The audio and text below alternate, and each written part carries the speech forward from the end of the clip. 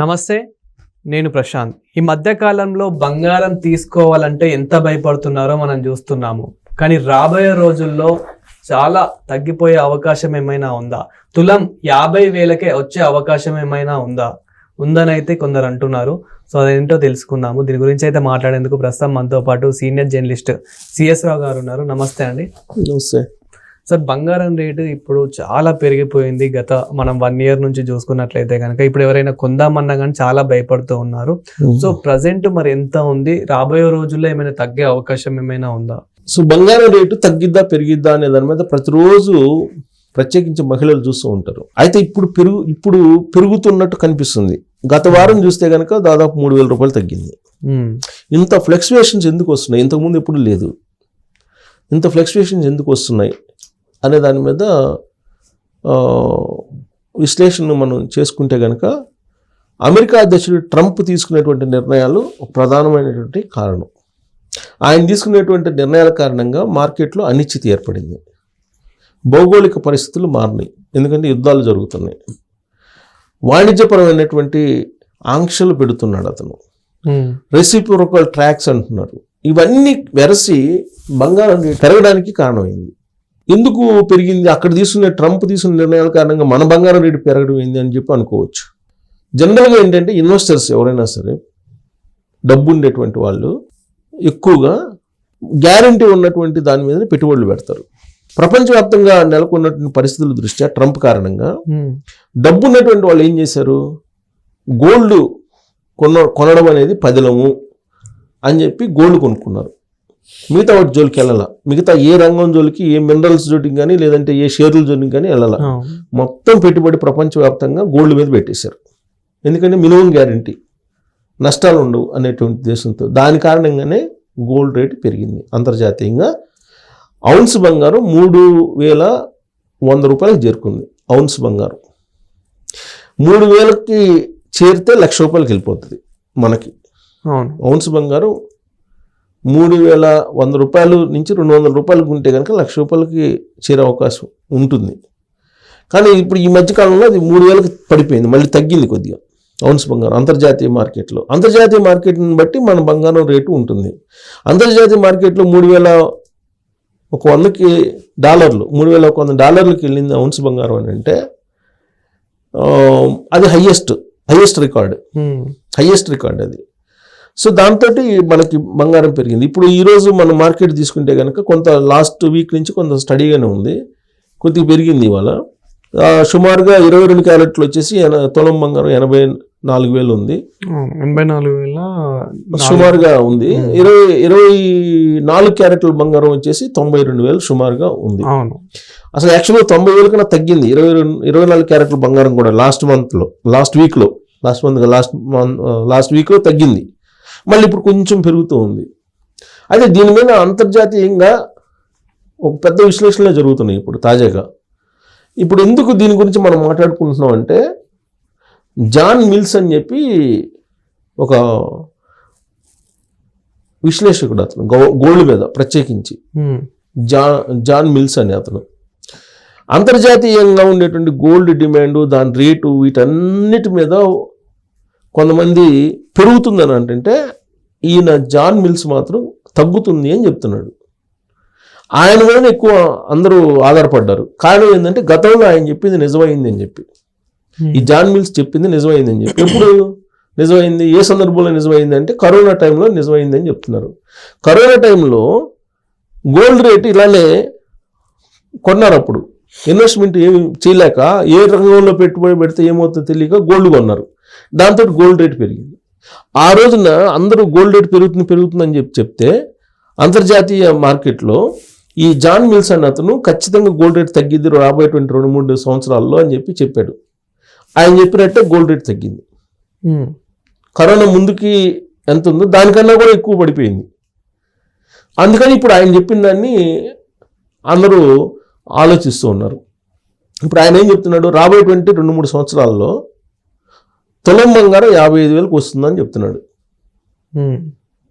మన రూపీస్లో తులం బంగారం 55,000కి వస్తుందని చెప్తున్నారు.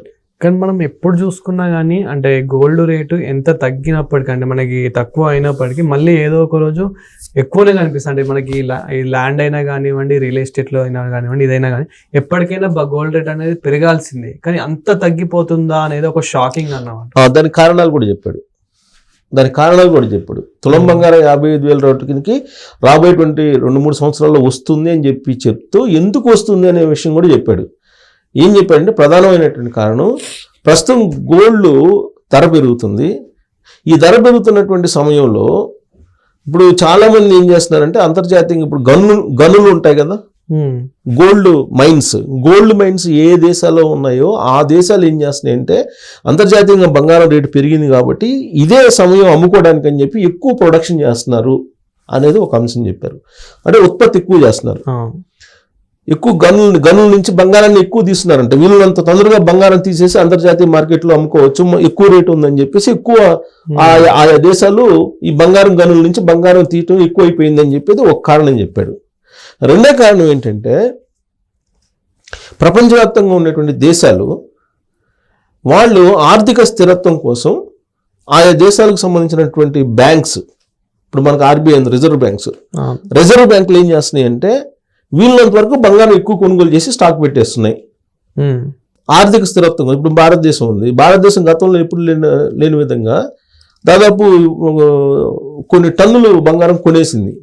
దాదాపు 10 టన్నుల బంగారం ప్రతి సంవత్సరం కొంటారు అంటున్నారు.